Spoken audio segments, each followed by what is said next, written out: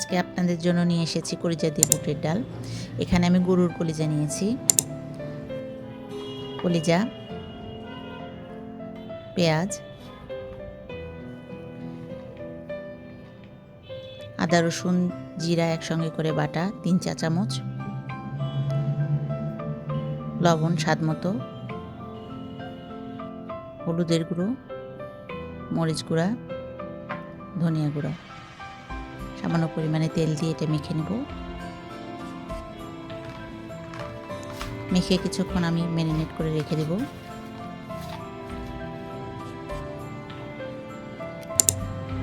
এরপর 1 কাপ পরিমাণ পানি দিয়ে সিদ্ধ হওয়ার জন্য চুলায় দেব। এর সাথে গরম মশলা, সাদা এলাচ, কালো এলাচ, দারচিনি, সামান্য লং এবং দারচিনি দিয়ে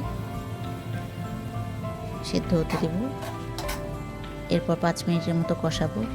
কষানোর পরে আগে থেকে আধা সিদ্ধ করা বুটের ডালের মধ্যে দিয়ে 5 মিনিটের মতো কষিয়ে নেব।